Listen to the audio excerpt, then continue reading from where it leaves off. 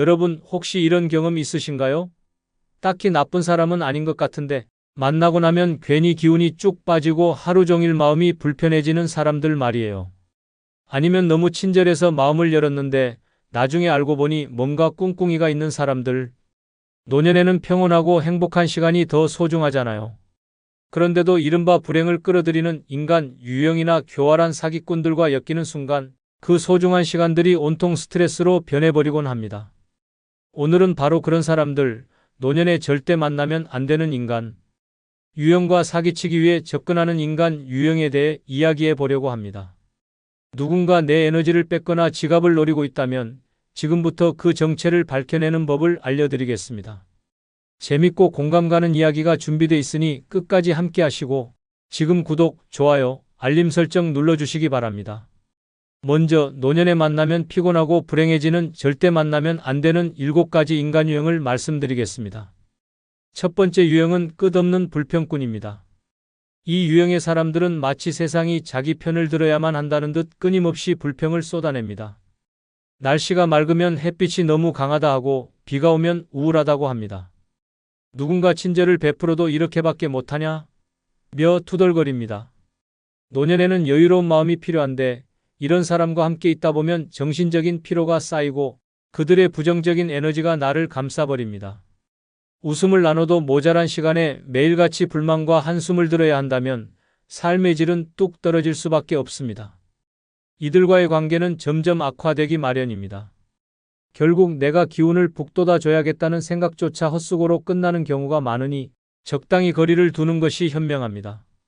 두 번째 유형은 타인의 삶에 간섭하는 오지랖 대왕입니다. 이 유형의 사람들은 타인의 인생에 간섭하는데 삶의 낙을 찾습니다. 너 그렇게 살면 안 된다. 내 말 들어야 돼를 입에 달고 삽니다. 새 옷을 입으면 그건 왜 샀냐고 묻고 취미 생활을 시작하면 그거 해봤자 소용없다고 지적합니다. 문제는 이들이 진심으로 남을 걱정하는 게 아니라 자신이 우위에 서고 싶어 한다는 데 있습니다. 노년에는 자신의 속도에 맞춰 조용히 지내고 싶은데 이들이 끼어드는 순간 평화는 사라집니다. 그들의 간섭은 작은 불씨처럼 시작해 큰 불안으로 번지니 적당히 선을 긋고 내 삶은 내가 알아서 할게요 라고 단호히 말하는 용기가 필요합니다. 세 번째 유형은 돈 계산에 집착하는 철저한 이익충입니다. 이 유형의 사람들은 돈 계산의 칼 같습니다. 식사 자리에서 누가 얼마 냈느냐를 일일이 따지고 심지어 커피값을 나누는데도 몇 원 차이에 민감합니다. 처음엔 이런 태도가 꼼꼼하고 성실해 보일 수 있지만 시간이 지나면 인간관계가 전부 거래처럼 느껴지게 만듭니다. 특히 노년에는 돈보다는 마음을 나누는 관계가 중요한데 이런 사람들과 함께 있으면 결국 내가 손해보는 거 아니야? 라는 불편한 생각이 자주 들게 됩니다. 돈이 모든 걸 좌우하는 세상을 벗어나 따뜻한 관계를 지키고 싶다면 이들과는 적당히 거리를 두는 것이 바람직합니다. 네 번째 유형은 늘 과거에 갇혀 사는 시간 여행자입니다. 이 유형의 사람들은 과거의 영광이나 아쉬움에 집착하며 현재를 제대로 살지 못합니다. 옛날이 더 좋았지, 그때 내가 말이야라는 이야기가 끊이지 않습니다. 물론 추억을 공유하는 건 즐거운 일이지만 이들의 문제는 과거에만 머물러 있다는 점입니다. 지금의 상황이나 미래에 대한 이야기를 하면 흥미를 잃거나 그게 다 무슨 소용이야 라며 대화를 끊어버립니다. 함께 있으면 현재를 즐기고 싶어도 과거로 끌려가 버리는 느낌이죠. 노년에는 앞으로 남은 시간을 더 소중히 여겨야 하는데 이들과 함께 있으면 계속 뒤돌아보느라 앞으로 나아갈 힘을 잃게 됩니다. 과거는 추억으로 두고 현재를 살려는 사람들과 어울리는 것이 행복한 노후의 비결입니다. 다섯 번째 유형은 피곤한 지적질러입니다. 이 유형의 사람들은 모든 대화에 지적과 비판을 끼워 넣습니다. 요리를 하면 이건 소금을 덜 넣었네라고 하고 책을 읽으면 그 책은 수준이 좀 낮아라고 합니다. 그들의 지적은 상대를 돕기 위한 것이 아니라 자신의 우월감을 드러내기 위한 경우가 많습니다. 특히 노년에는 서로를 인정하고 칭찬하는 관계가 중요한데 이런 사람들과 어울리다 보면 자존감이 점점 낮아지고 기분까지 우울해질 수 있습니다. 내가 이렇게 못난 사람인가? 라는 생각이 드는 순간 이미 그들과의 관계는 해로워진 겁니다. 이런 유형을 피하고 서로를 칭찬하고 격려하는 관계를 맺는 것이 정신 건강에 훨씬 좋습니다. 여섯 번째 유형은 남의 불행을 즐기는 고소한 관찰자입니다. 이 유형의 사람들은 타인의 어려움이나 불행을 은근히 즐깁니다. 누군가 아프거나 문제가 생기면 겉으로는 걱정하는 척하지만 속으로는 저 사람도 결국 저렇게 됐구나라는 생각을 하고 있죠. 심지어 불행한 소식을 먼저 알려주려고 애쓰기도 합니다. 이런 사람들과 가까워지면 나의 어려운 상황이 그들의 이야기 소재가 되기 십상입니다. 특히 노년에는 마음을 나눌 진정한 친구가 필요한데 이런 유형은 그 반대의 행동을 합니다. 나의 사소한 실수나 불행도 그들의 흥미로운 이야기로 전락하지 않도록 이들과는 적당한 거리 두기가 필요합니다. 7번째 유형은 에너지를 빨아들이는 부정적인 흡혈귀입니다. 이 유형의 사람들은 만날 때마다 상대방의 에너지를 소진시킵니다. 그들의 대화는 항상 무거운 주제와 부정적인 감정으로 가득 차 있습니다. 세상 참 살기 힘들다. 요즘 사람들. 정말 문제야 같은 말로 시작해 끝날 때까지 우울한 기운을 퍼뜨립니다. 처음에는 그들의 이야기를 공감하며 돕고 싶을 수도 있지만 시간이 지나면 그 무거운 분위기에 나까지 지쳐버리게 됩니다. 특히 노년에는 마음의 여유와 즐거움을 찾아야 하는데 이들과의 관계는 오히려 삶의 에너지를 고갈시킵니다. 이런 사람과는 대화를 짧게 끊거나 만남을 최소화하며 나의 에너지를 지키는 것이 중요합니다. 이 7가지 유형의 사람들은 모두 각자의 방식으로 삶의 평화를 방해하고 행복을 갉아먹습니다. 노년에는 누구와 함께 시간을 보내느냐가 더 큰 영향을 미칩니다. 자신을 존중하고 긍정적인 에너지를 나누는 사람들과 어울리며 소중한 시간을 행복하게 보내세요. 나쁜 관계를 끊고 좋은 사람들과 함께할 때 비로소 노후의 진정한 여유를 찾을 수 있을 것입니다. 다음은 노년에 사기치기 위해서 접근하는 교활한 7가지 인간 유형을 말씀드리겠습니다. 이런 인간이 주변에 있거나 접근한다면 무조건 피하시거나 손절하십시오. 첫 번째 유형은 감성팔이 전문가입니다. 이 유형은 노년의 따뜻한 마음과 동정심을 교묘히 이용합니다. 저는 힘든 환경에서 자라 아무 도움도 못 받고 살았습니다. 라며 자신의 불행한 사연을 마치 연극처럼 펼치죠. 심지어 눈물을 흘리며 이건 제 인생의 마지막 희망이에요 라고 말하면 괜히 마음이 약해지기 마련입니다. 하지만 이런 사람들은 보통 사실과 다르게 과장된 이야기를 합니다. 나중에 알고 보면 그들의 사연은 어디선가 가져온 허구일 때가 많습니다. 특히 돈이나 재산을 부탁하며 갚겠다는 말로 설득하려 할 때는 더욱 조심해야 합니다. 감성파리에 넘어가지 않으려면 아무리 사연이 가슴 아프더라도 냉철하게 사실을 확인하는 습관을 들여야 합니다. 두 번째 유형은 재테크도사로 위장한 사기꾼입니다. 이들은 요즘 같은 시대에 돈을 묻어두면 손해본다며 노년층의 경제 불안을 자극합니다. 그럴듯한 경제 용어를 섞어가며 이건 100% 확실한 투자입니다 라고 장담하죠. 이런 사람들은 소위 말하는 한탕을 강조하며 짧은 시간 안에 큰 이익을 볼 수 있다고 설득합니다. 하지만 현실은 그들이 가져간 돈만큼 당신의 통장은 비어버릴 뿐입니다. 주식, 코인, 부동산 요즘 다들 이걸로 대박 났다며 불안감을 자극하는 사람이라면 의심부터 해야 합니다.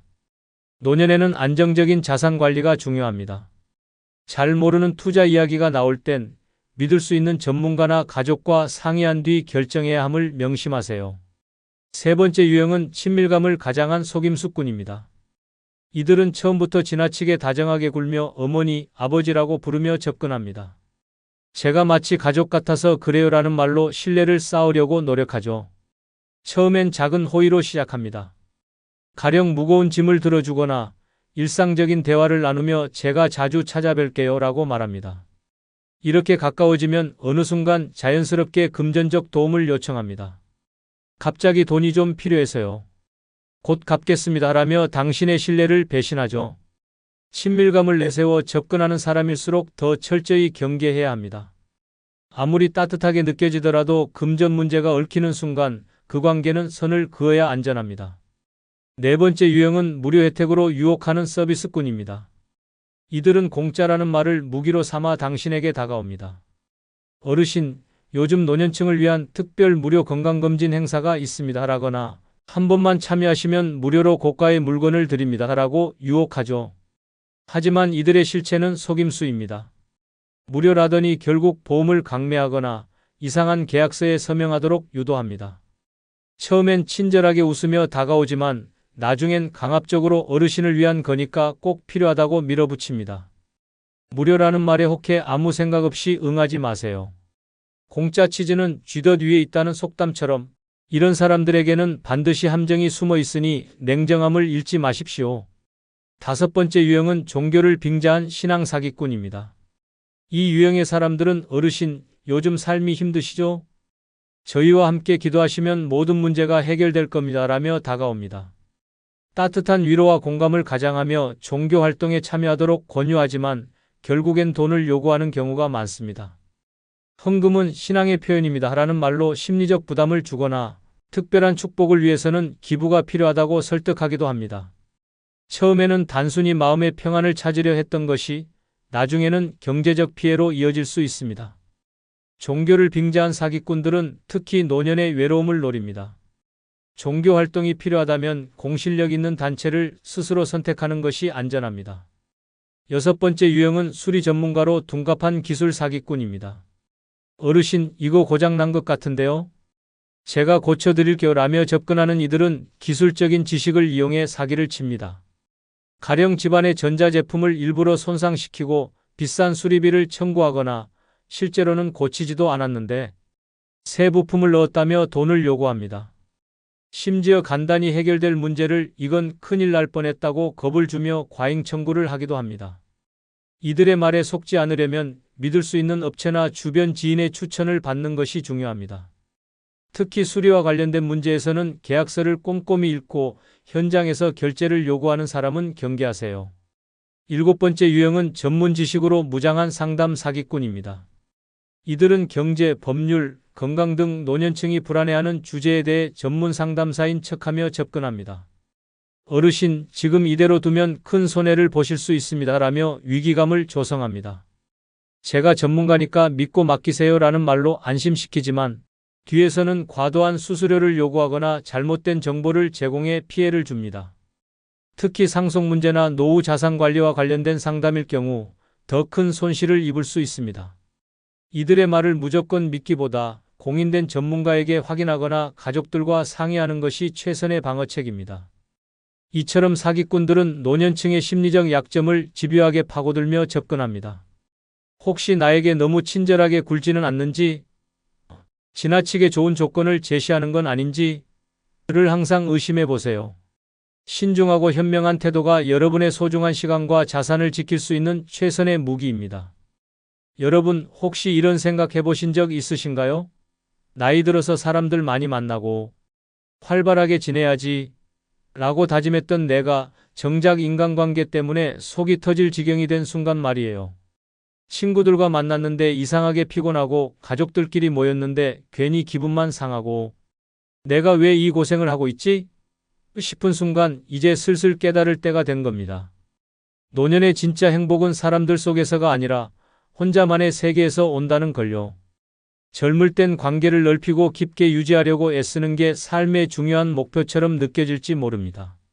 하지만 나이가 들수록 깨닫게 되죠.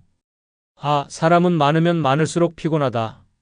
사람들 속에서 얽히고 설킨 감정 소모와 에너지 낭비는 이젠 사치일 뿐입니다.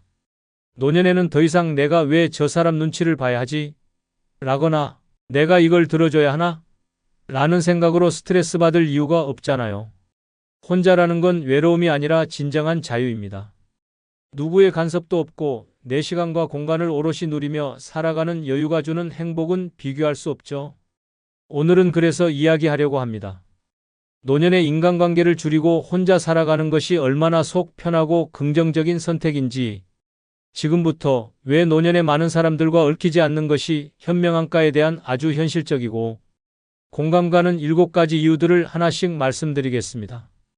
자, 이제 우리의 인생에서 혼자의 진정한 가치에 대해 함께 알아볼까요? 첫 번째 이유는 에너지 흡혈귀들로부터 탈출할 수 있다입니다. 여러분, 나이가 들면 기운이 예전 같지 않다는 말 공감하시죠? 그런데 인간관계라는 게 의외로 어마어마한 에너지를 소모합니다.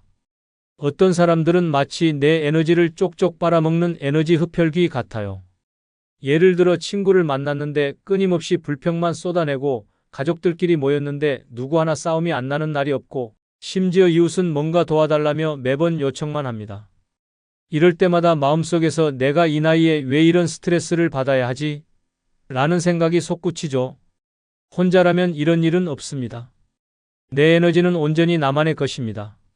하루 종일 조용히 책을 읽거나 커피 한 잔을 마시며 여유로운 시간을 보내는 게 가능하죠. 귀찮은 전화도 없고 문제를 해결하느라 머리를 싸매는 일도 없습니다. 내가 좋아하는 일을 하고 내 페이스대로 시간을 쓰면서 에너지를 충전하는 삶이 가능해지는 거예요. 무엇보다 노년에는 사람을 잘못 만나 괴로움에 빠지는 것보다 차라리 혼자 있어 약간의 외로움을 느끼는 것이 훨씬 더 나은 선택입니다. 외로움은 시간이 지나면 익숙해지고 스스로 극복할 수 있지만 잘못된 인간관계는 나를 점점 더 지치게 만들 뿐이니까요. 두 번째 이유는 감정의 롤러코스터를 안 타도 된다입니다. 인간관계란 참 묘한 게 기쁘고 좋은 감정만 주는 게 아니죠.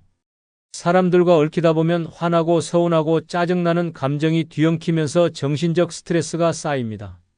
친구와 약속을 잡았다가 약속을 어기면 섭섭하고 가족 모임에서는 사소한 말 한마디에 괜히 기분이 나빠지고 나도 모르게 감정의 롤러코스터를 타게 되죠. 노년에는 이런 감정 소모가 정말 피곤하게 느껴집니다.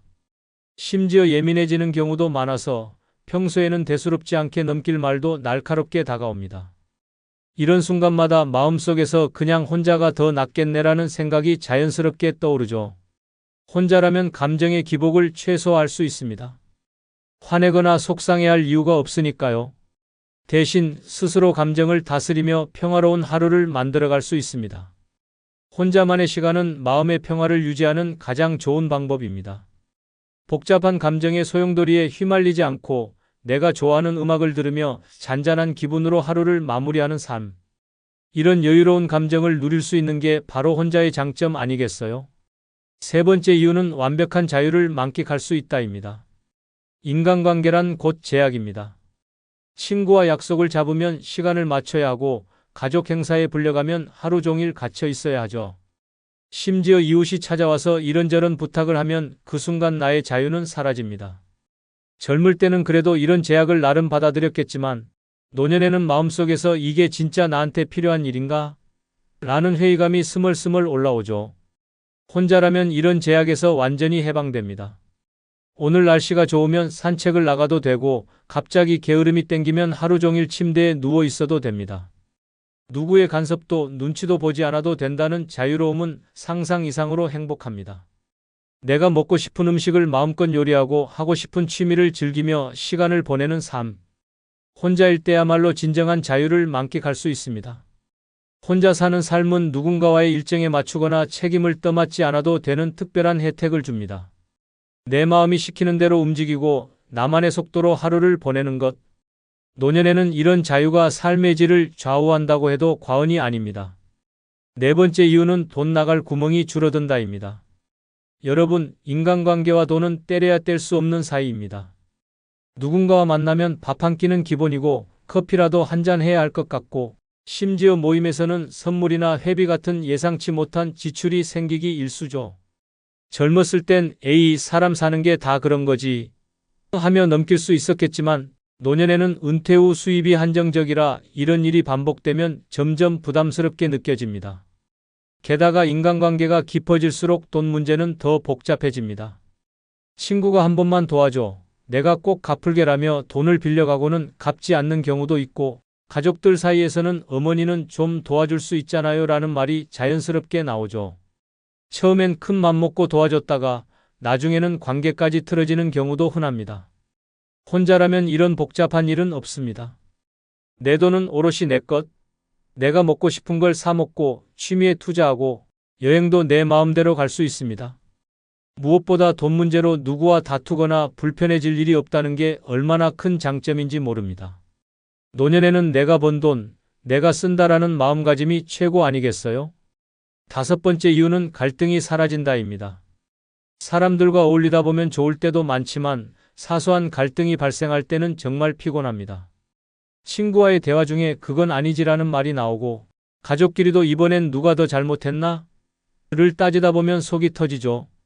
젊을 땐 이런 갈등도 풀어보려고 애썼지만 노년에는 그런 에너지조차 아깝게 느껴질 때가 많습니다. 특히 노년에는 감정이 예민해질 때가 많아서 작은 말 한마디가 크게 다가옵니다. 내가 언제부터 나한테 그렇게 말했니? 같은 사소한 오해가 깊어지면 마음속에서 화가 끓어오릅니다. 갈등을 해결하려고 노력해도 관계는 점점 더 꼬이기만 하죠. 혼자라면 이런 갈등은 0%입니다. 내가 말실수를 할 일도 상대의 태도를 고민할 일도 없으니 얼마나 속 편합니까? 스스로와 대화하며 마음의 평화를 찾을 수 있고 그 누구의 말이나 행동에도 상처받지 않습니다. 노년의 소중한 시간을 갈등에 쏟느니 차라리 나만의 고요한 여유를 즐기는 게 훨씬 현명한 선택입니다. 6번째 이유는 내 시간이 진짜 내 것이 된다입니다.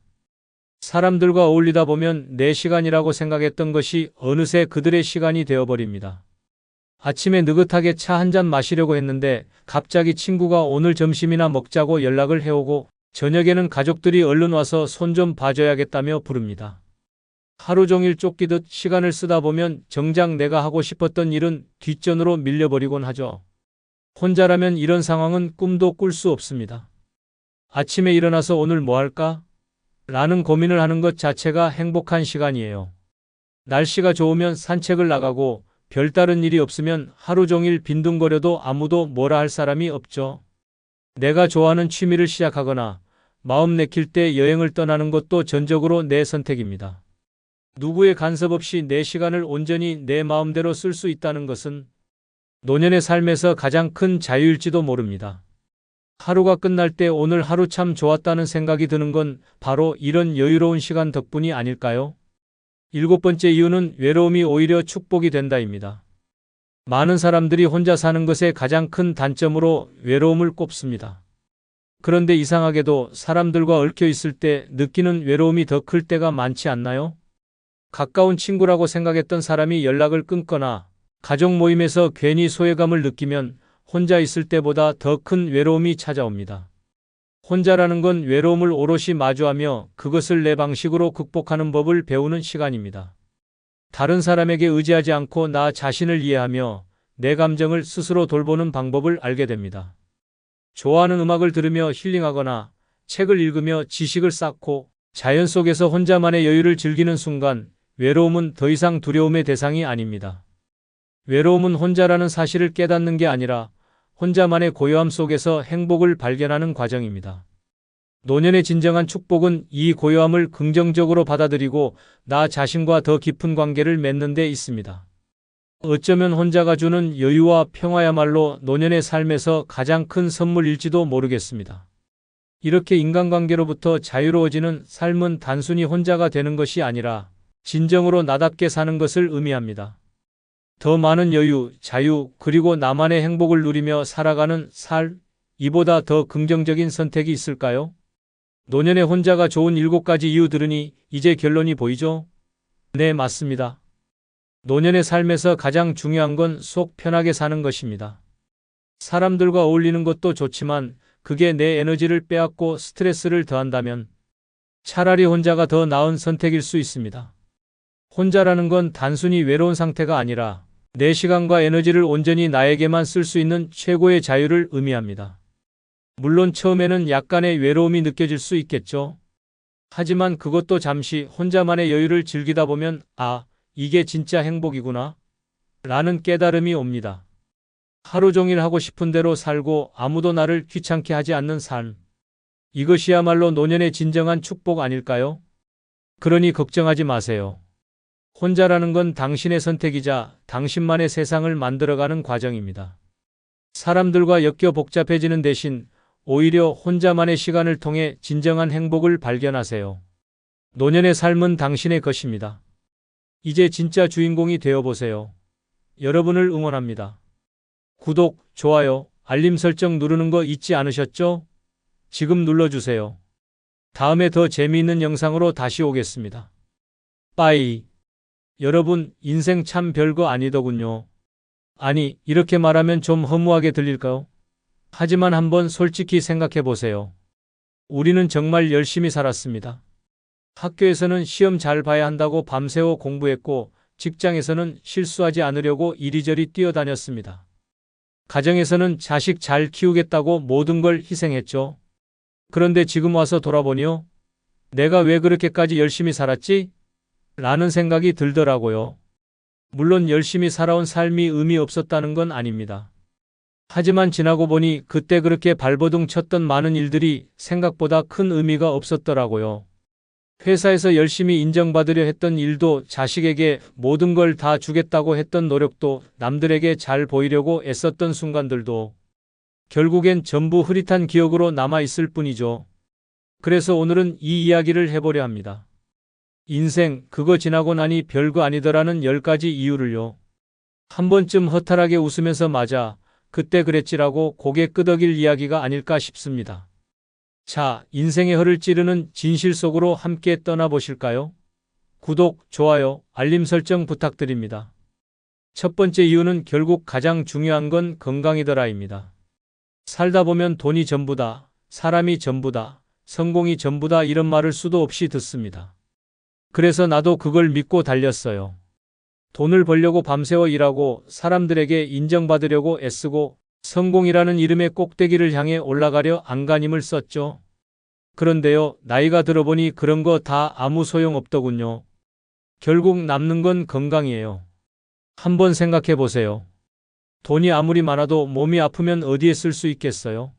맛있는 음식이 눈앞에 있어도 소화가 안 되면 무슨 소용인가요? 여행을 가고 싶어도 허리가 아파서 걸을 수 없으면 그게 무슨 재미일까요? 젊었을 때는 이런 생각을 못했어요. 아프면 병원 가면 되지 라고 쉽게 넘겼는데 나이가 드니 병원 가도 해결되지 않는 문제가 많더라고요. 그래서 이제 깨달았습니다. 건강이 없으면 아무것도 소용없다는 걸요. 아무리 잘 살았어도 아무리 성공했어도 몸이 따라주지 않으면 그 모든 게 허공에 흩어지는 먼지 같아요. 결국에는 내 몸이 내 인생이다라는 말이 맞는 것 같아요. 그래서 요즘은 몸을 위해서 더 신경 씁니다. 밥을 제대로 챙겨 먹고 가볍게라도 운동을 하려고 노력하고 마음의 건강도 지키기 위해 스트레스 받는 일을 멀리하려 합니다. 지나고 나서 후회하지 않으려면 지금부터라도 건강을 챙겨야 해요. 인생? 그거 지나고 나면 별거 아닙니다. 하지만 몸이 건강하면 별거 아닌 인생 속에서도 진짜 행복을 찾을 수 있어요. 그러니 지금 당장 거울 앞에 서서 자신에게 물어보세요. 내 몸 괜찮은가? 그리고 내 몸이 원하는 걸 해주세요. 건강한 몸이야말로 우리가 인생을 제대로 즐길 수 있는 유일한 조건이랍니다. 두 번째 이유는 돈? 많아도 결국 내가 써야 끝난다입니다. 돈을 벌기 위해 얼마나 고생하셨나요? 나도 젊었을 땐 돈이 세상의 전부인 줄 알았습니다. 조금이라도 더 벌려고 쉬는 날도 반납하며 일했고 어딘가에 돈을 쓰는 게 아까워서 내 몸을 혹사했죠. 그런데 나이 들어 돌아보니요. 돈이라는 게 참 재미있습니다. 많으면 뭐하고 적으면 또 뭐합니까? 결국 그 돈을 써야 할 사람은 나 자신이더라고요. 젊었을 땐 자식들에게 남겨주면 큰 효도를 받을 줄 알았습니다. 하지만 자식들은 엄마, 아빠 돈 많잖아 라며 오히려 당연하다는 듯 기대하더군요. 가끔은 너무 속상했어요. 그리고 친구들에게 쓰면 그 관계가 더 깊어질 줄 알았는데 돈으로 이어진 관계는 돈이 끊기면 금세 멀어지더군요. 결국 깨달은 건 이겁니다. 내가 번 돈은 내가 써야 끝난다는 거죠. 좋은 음식, 멋진 옷, 그리고 내가 즐기고 싶은 것들에 아낌없이 투자해야 합니다. 남을 위해 쓰는 건 끝이 없고 남겨준다고 해도 고마움을 온전히 받지 못할 때가 많으니 말이죠. 지나고 나서야 알게 됐어요. 돈은 내가 행복하기 위해 쓰는 도구일 뿐이지 절대 인생의 목적이 아니랍니다. 그러니 지금부터라도 당신을 위해 아낌없이 쓰세요. 돈도 결국 지나고 나면 별거 아니랍니다. 세 번째 이유는 다들 남의 일엔 별로 관심 없더라입니다. 여러분 한번 돌이켜보세요. 얼마나 많은 시간을 남의 시선을 의식하며 사셨나요? 나는 어릴 때부터 누가 너 보고 이상하다고 하면 어쩌려고 그래? 라는 말을 듣고 자랐어요. 그러다 보니 말투, 옷차림, 심지어는 내가 내리는 작은 결정 하나도 다른 사람 눈에 어떻게 보일지를 먼저 고민했죠. 그런데 나이 들어서 깨달았습니다. 다들 남의 일에는 별로 관심이 없더라고요. 그때 그 비싼 옷을 입었든 말실수를 했든 아니면 내가 성공했든 실패했든 정작 그걸 기억하는 사람은 단 한 명도 없어요. 사람들은 다들 자기 문제로 바빠요. 당신이 조금 못나 보이든 잘나 보이든 그들은 당신을 잊어버리는데 몇 초도 걸리지 않아요. 그런데 왜 그토록 남의 시선을 의식하며 살았을까요? 나를 보여주기 위해 살기보다 내가 행복하기 위해 살아야 했던 건데요. 지나고 보니 결국 남의 평가도 타인의 기대도 전부 사라지더라고요. 그래서 요즘은 그냥 내 마음이 가는 대로 삽니다. 남들이 뭐라든 내 인생입니다. 지나고 나면 그들의 말과 시선 전부 별거 아니더라고요. 네 번째 이유는 결국 다툼은 내가 더 손해다입니다. 살다 보면 갈등이란 피할 수 없죠. 가족이든 친구든 직장이든 사람이 모이면 늘 문제가 생깁니다. 젊었을 땐 그 갈등이 얼마나 불편하든 내가 이겨야지 라는 마음으로 싸움에 뛰어들곤 했어요. 내가 맞다는 걸 증명하려고 내 생각이 옳다는 걸 설득하려고 애썼죠. 하지만 나이 들어보니 다툼이라는 게 결국 별거 아니더군요. 애초에 시작을 안 했으면 더 나았을 일도 참 많았습니다. 그때는 화가 나서 밤잠을 설치며 고민했는데 지금은 상대방이 뭐라고 했는지도 잘 기억나지 않습니다. 아니, 내가 그때 왜 그렇게 화를 냈더라? 싶을 정도로 말이죠. 그리고 더 중요한 건 싸움이 끝난 뒤 남는 건 자존심의 승리도 아니고 후련함도 아니라는 거예요. 남는 건 관계의 균열과 내 마음의 상처뿐입니다. 나이 들어 깨달은 건 이겁니다. 싸우고 나면 결국 내가 더 힘들다는 거예요. 상대방이 이겼다고 느끼든 내가 이겼다고 느끼든 어쨌든 피곤한 건 똑같습니다. 그래서 요즘은 웬만하면 그냥 넘깁니다. 누가 내게 뭐라고 해도 웃으며 그렇구나 하고 지나가죠. 꼭 그렇게까지 해야 했을까? 라는 후회를 하기 싫어서요. 지나고 나면요. 다툼이라는 게 그저 소모적인 일이었더라고요. 이기는 게 중요한 게 아니라 마음 편하게 사는 게 더 중요했음을 이제야 깨달았습니다. 다섯 번째 이유는 사람은 결국 자기 중심적으로 산다입니다. 인생의 대부분을 남을 위해 살았다고 생각했던 적이 있나요? 저도 그랬습니다. 자식들을 위해 희생하고 친구들에게 잘해주고 가족의 평화를 지키기 위해 애썼습니다. 그런데 나이 들어 돌아보니 세상에 정말 남을 위해 사는 사람은 거의 없더라고요. 결국 사람은 자기 중심적으로 살아갑니다. 자식들을 위해 최선을 다했지만 그들도 각자 자신의 삶이 가장 중요해요. 친구들을 위해 시간과 돈을 쏟았지만 그들은 자신의 필요가 충족되면 자연스럽게 멀어집니다. 그렇다고 그들이 나쁜 사람이라는 건 아닙니다. 단지 우리 모두 자신에게 더 집중하며 살아갈 수밖에 없다는 거죠. 그렇다면 왜 그토록 남을 위해 애썼을까요? 돌아보니 남을 위해 산다고 생각했던 많은 순간이 사실 내 만족을 위한 거였던 경우도 많았어요. 내가 좋은 부모라는 걸 보여주고 싶다. 내가 좋은 친구라는 걸 증명하고 싶다는 마음이 있었던 거죠. 이제는 그럴 필요가 없다는 걸 알았습니다. 사람들은 결국 자기 삶에 더 집중하기 마련이고 그게 당연한 겁니다. 그러니 나도 이제 나를 중심에 두고 살기로 했습니다. 지나고 보니 남을 위해 사는 거? 결국 별거 아니었더군요. 여섯 번째 이유는 시간은 내 것일 때 가장 가치 있다입니다. 젊었을 때는 시간이 늘 부족하게 느껴졌습니다. 일하고 사람 만나고 문제를 해결하다 보면 하루가 훌쩍 지나갔죠. 그런데 나이 들어 깨달은 건 시간이 많아지는 게 중요한 게 아니라 그 시간을 누구를 위해 쓰느냐가 더 중요하다는 겁니다. 과거에는 내 시간이 내 것이 아니었어요. 회사와 가정 그리고 사람들과의 관계가 늘 나를 끌고 다녔죠.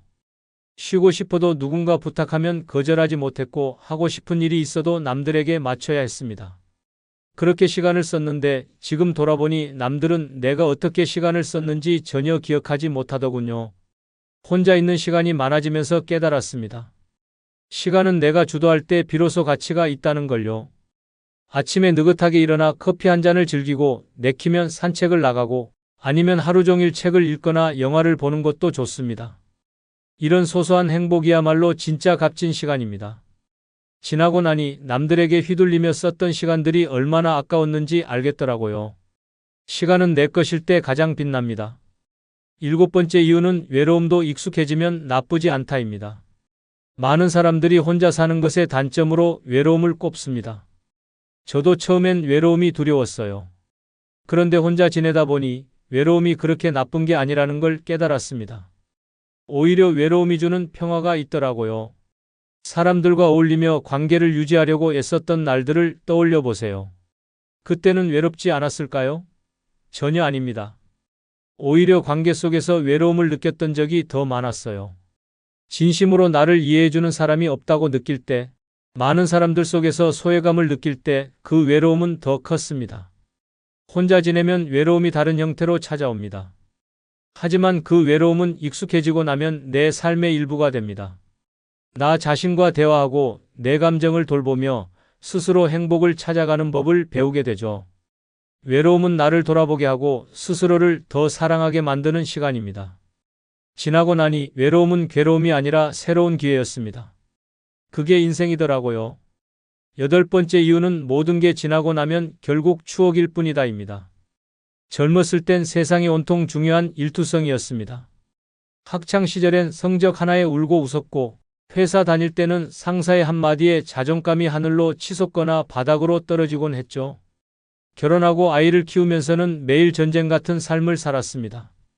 그런데요, 그렇게 모든 걸 열심히 쥐고 있던 손을 세월이라는 시간이 조용히 펴놓고 나니 남는 건 전부 흐릿한 추억뿐이더군요. 힘들어도 열심히 다녔던 회사요. 이제는 내 이름을 기억하는 사람이 단 한 명도 없습니다. 밤새워 공부했던 시험 결과요. 당시에 그렇게 중요했던 성적표는 어디로 갔는지도 모르겠어요. 아이들, 최선을 다해 키웠지만 이젠 그들도 바쁘다며 간단한 안부 전화로 모든 것을 끝내더군요. 내가 그토록 열심히 했던 일들이 이렇게 빠르게 흔적도 없이 지나갈 줄은 몰랐죠. 그렇다고 과거를 후회하는 건 아닙니다. 다만 지금 돌아보니 모든 일이 그리 대단한 건 아니었다는 걸 깨달았어요. 중요한 건 내가 그 순간을 얼마나 즐겼는가 하는 겁니다. 추억이란 게 그래요. 그때 더 많이 웃고 더 많이 사랑할 걸, 그게 왜 그렇게 힘들었는지 모르겠어요. 지금도 너무 애쓰고 계신가요? 이건 꼭 해야 해. 라며 고집 부리는 일이 있다면 잠시 멈춰보세요. 결국 지나고 나면 별거 아닙니다. 인생이라는 게 그저 웃으면서 지나가는 하루하루의 합일 뿐이더라고요. 9번째 이유는 사람들이 생각보다 나를 많이 잊더라입니다. 살면서 이런 생각 해본 적 있으신가요? 내가 이렇게 열심히 살아가면 사람들이 나를 오래 기억하겠지. 그런데요, 인생의 허무한 진실 중 하나는 세상은 생각보다 우리를 빨리 잊는다는 겁니다. 젊었을 때는 나를 기억하게 하기 위해 애썼습니다. 회사에서는 열심히 일해서 내 이름을 남기려 했고, 친구들 사이에서는 나 정말 괜찮은 사람이야 라는 걸 보여주려고 애썼죠. 자식들에게는 내가 이렇게까지 희생했으니 너희도 나를 잊지 못할 거야 라는 기대도 했습니다. 그런데 나이 들어보니 세상은 너무도 빠르게 흘러가고 사람들은 각자의 삶을 살아가느라 나를 기억할 틈이 없더라고요. 그때 그렇게 헌신했던 회사요? 퇴직하고 몇 달 지나니 내가 있던 자리조차 기억 못하는 사람들로 가득 찼습니다. 친구들도 시간이 지나니 연락이 뜸해지고 자식들은 자신들의 삶에 집중하느라 바빠요. 사실 이게 자연스러운 겁니다. 누군가를 오래 기억할 만큼 우리 모두 바쁘게 살아가고 있으니까요. 처음엔 이런 사실이 조금 서운했어요. 하지만 시간이 지나니 오히려 마음이 편해지더군요. 내가 애쓸 필요가 없구나 라는 깨달음이 찾아왔습니다. 사람들에게 기억되기 위해 노력하기보다 지금 나 자신에게 집중하는 게 훨씬 낫다는 걸 알았어요. 그래서 이제는 남들 눈에 어떻게 비칠까 고민하기보다는 내가 오늘 하루를 얼마나 잘 살았느냐를 더 생각하려 합니다. 남들이 나를 잊더라도 내가 나를 잊지 않는다면 그게 더 중요한 거 아니겠어요? 지나고 보니 사람들의 기억 속에 남는 거 결국 그거 별거 아니더라고요. 10번째 이유는 걱정했던 일들 대부분은 일어나지 않더라입니다. 여러분, 인생에서 걱정하느라 밤잠 못 잔 적 있으신가요? 저도 한때는 고민과 걱정으로 하루하루를 보냈습니다. 이 일이 잘못되면 어떡하지? 저 사람에게 미움받으면 어쩌지? 이 선택이 내 인생을 망치면? 이런 생각들로 머릿속이 가득했죠. 그런데요, 나이가 들어 돌아보니요. 걱정했던 일들 대부분은 아예 일어나지도 않더군요.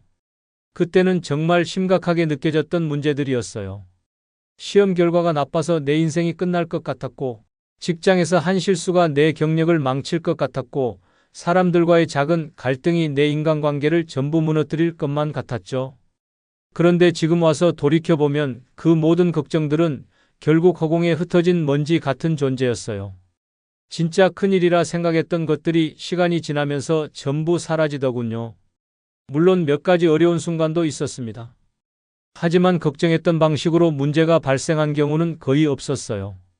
오히려 예상치 못한 순간에 삶이 풀리거나 뜻밖의 해결책이 나오곤 했죠. 지나고 나니 걱정이란 그저 내가 만들어낸 허상의 적이었다는 걸 깨달았습니다. 그래서 요즘은요, 걱정이 생길 때마다 이렇게 생각합니다. 에이, 또 지나가겠지. 그리고 정말로 지나갑니다. 걱정에 시간을 쏟느니 그 시간에 좋은 음식 먹고 웃고 내가 즐거운 일을 하며 보내는 게 훨씬 낫더라고요. 인생이라는 게 그런 거더군요. 지나고 나면 별거 아니니까요. 걱정도 결국 별거 아니랍니다. 결국 인생이란 지나고 나면 별거 아닌 일들의 모음이더군요. 우리가 그토록 치열하게 고민했던 일들, 밤잠 못 자며 애썼던 일들, 때로는 울고 웃으며 간절하게 매달렸던 순간들까지도 시간이 지나고 나니 전부 흩어져 버렸습니다. 허탈하게 들릴 수도 있겠지만 이 사실이 오히려 위로가 됩니다. 그렇게까지 애쓸 필요가 없었구나라는 깨달음이 찾아오니까요. 그래서 이제는 조금 더 여유를 가지려 합니다. 오늘 조금 부족해도 괜찮고 내일이 완벽하지 않아도 괜찮습니다. 나를 위한 시간과 에너지를 더 많이 쓰고 남들 눈치 보며 사느라 잃어버렸던 내 모습을 되찾아야겠다는 생각이 들어요. 인생은 결국 내가 나를 얼마나 사랑하느냐로 결정되는 것 아닐까요? 그러니 여러분도 한번 멈춰서 자신에게 물어보세요. 지금 나는 행복한가? 세상의 기대나 남들의 시선 때문에 내 삶을 힘들게 하지 말고 나 자신을 위한 작은 행복을 찾는 데 집중해 보세요. 지나고 나니 별거 아닌 인생이라지만 그 별거 아닌 것들 속에서 진짜 중요한 건 지금 이 순간 내가 웃을 수 있느냐는 거랍니다. 그러니 오늘 하루 조금 더 가볍게, 조금 더 행복하게 보내시길 바랍니다. 구독, 좋아요, 알림 설정 지금 눌러주세요. 다음에 더 재미있는 영상으로 다시 오겠습니다. 빠이. 여러분, 노년에 재혼을 한다는 건 정말 신중히 고민해야 할 문제입니다.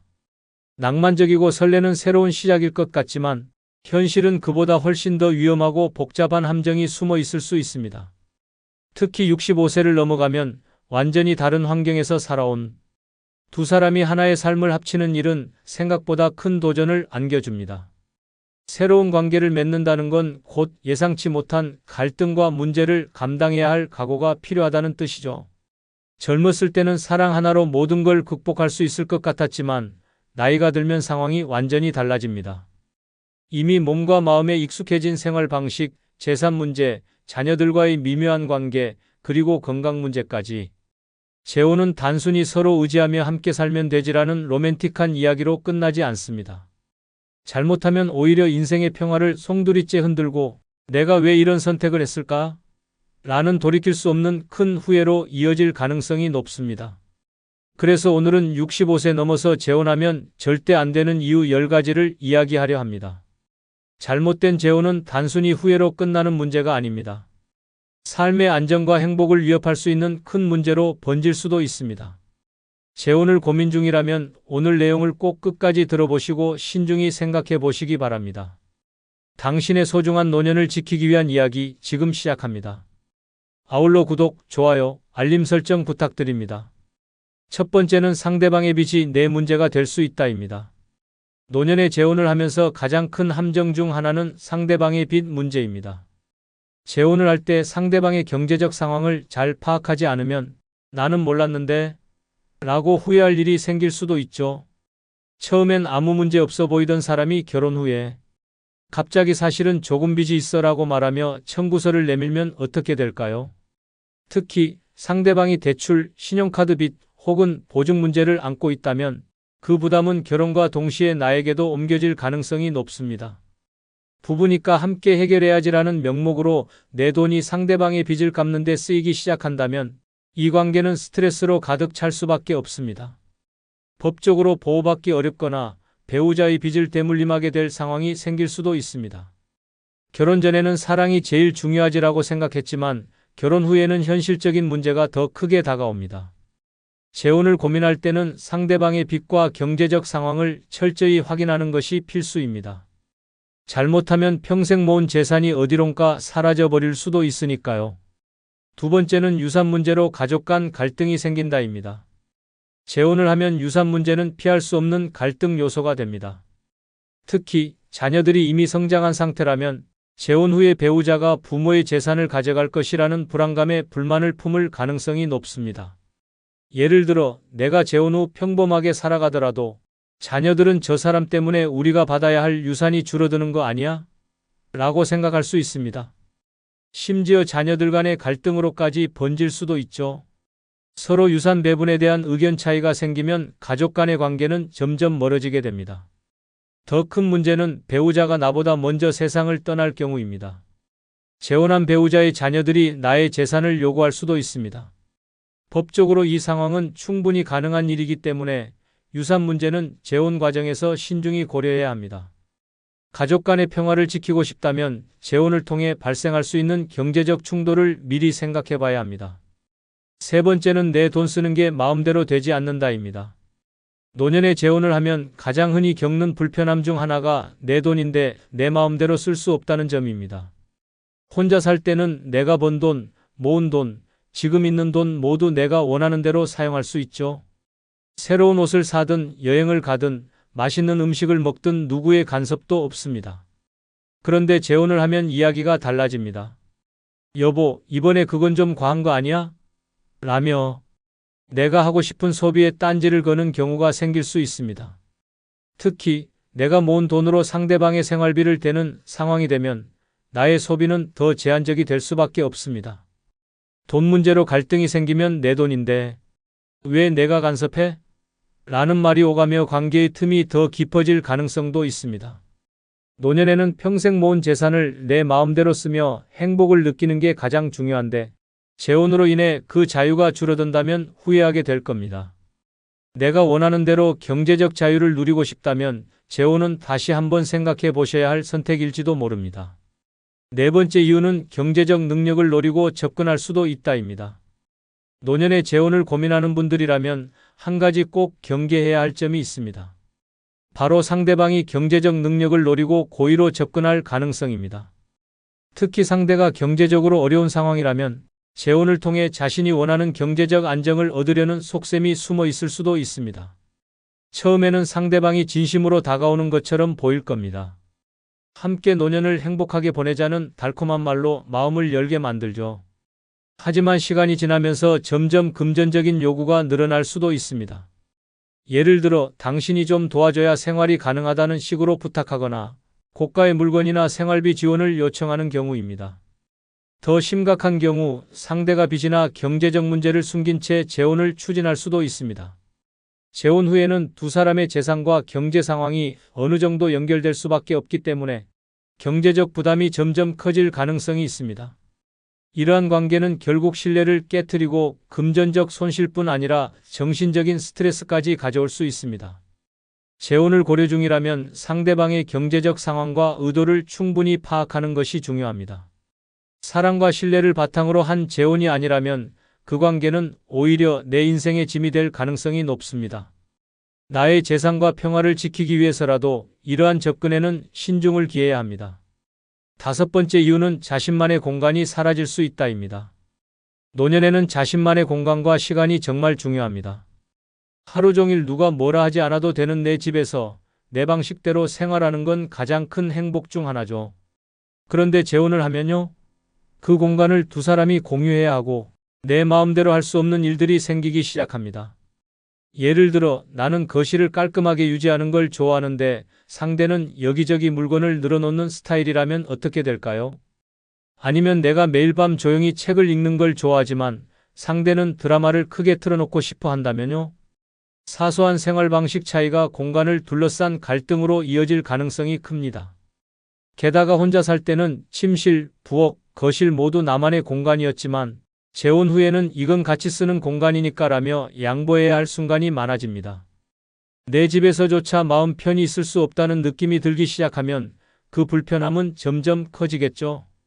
결국 노년의 가장 큰 즐거움 중 하나인 자신만의 고요한 공간을 잃게 될 가능성이 높습니다. 여섯 번째 이유는 취미 생활이 제한될 수 있다입니다. 65세 이후에는 여유로운 시간을 활용해 새로운 취미를 즐기거나 오래도록 하고 싶었던 일에 몰두하는 것이 큰 행복입니다. 그런데 재혼을 하면 그 취미 생활이 제한될 수 있다는 사실 알고 계셨나요? 예를 들어 나는 매주 동네 산책 모임에 나가거나 그림 그리기에 푹 빠져 있는 상황인데 상대가 그게 뭐가 그리 중요해? 라며 내 취미를 이해하지 못한다면요? 아니면 상대가 자신의 취미를 함께 하자고 강요하는 경우도 있을 겁니다. 내가 좋아하는 시간을 마음껏 쓰는 대신 상대와의 시간을 먼저 고려해야 한다는 부담이 생기는 겁니다. 혼자 살면 이런 걱정이 없습니다. 내가 하고 싶은 대로 내가 원하는 방식으로 하루를 보낼 수 있죠. 하지만 재혼을 하면 두 사람의 일정을 조율해야 하고 자연스럽게 내 취미와 자유로운 활동에 제한이 생길 가능성이 높습니다. 노년에는 오히려 이 자유가 더 소중해지는 만큼 재혼이 이 소중한 자유를 뺏을 가능성을 신중히 생각해 볼 필요가 있습니다. 7번째 이유는 외로움을 해결해 줄 것 같지만 오히려 더 외로울 수 있다입니다. 재혼을 고민하는 많은 이유 중 하나는 외로움을 해결하고 싶은 마음일 겁니다. 혼자 있는 시간이 길어지면서 그래도 누군가와 함께라면 덜 외롭겠지라는 기대를 하게 되죠. 그런데 현실은 그 반대일 때가 많습니다. 사람이 함께 있다고 해서 외로움이 사라지는 건 아닙니다. 오히려 상대방과 감정적으로 잘 맞지 않거나 대화가 통하지 않을 경우 혼자일 때보다 더 깊은 외로움을 느낄 수도 있습니다. 재혼 후에도 여전히 마음의 거리가 유지되거나 오히려 나는 혼자 있는 게 더 편했는데라는 후회를 하게 될 수도 있죠. 외로움은 누군가가 채워주는 것이 아니라 스스로 극복해야 할 감정일 때가 많습니다. 내가 나를 돌보는 법을 배우고 혼자 있는 시간의 가치를 알게 될 때 비로소 외로움은 내 삶을 흔들지 못합니다. 누군가와 함께라면 외로움이 해결될 거라는 막연한 기대는 재혼 후 더 큰 실망과 스트레스를 불러올 가능성이 있다는 걸 기억하세요. 8번째 이유는 상대방의 건강 문제에 내 삶이 휘말릴 수 있다입니다. 노년의 가장 큰 도전은 단연 건강관리입니다. 그런데 재혼을 하면 내 건강뿐 아니라 상대방의 건강 문제까지 떠안아야 하는 상황이 생길 수 있습니다. 처음엔 서로 도우며 살면 되지라는 낭만적인 약속으로 시작할지 몰라도 현실은 전혀 다른 방향으로 흘러가곤 합니다.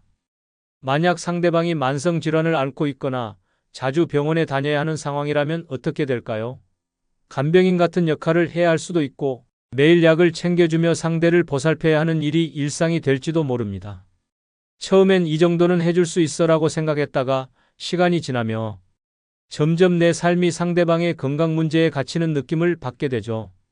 내가 원하던 자유로운 노년은 온데간데 없고 그저 간병으로 지친 날들만 남을 수 있습니다. 반대로 내가 건강이 나빠질 수도 있겠죠.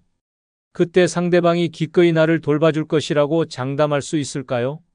노년의 삶에서 건강 문제는 누구에게나 큰 부담이지만 재혼 후에는 이 문제가 둘 사이의 신뢰와 관계를 시험하는 폭탄으로 작용할 가능성이 큽니다.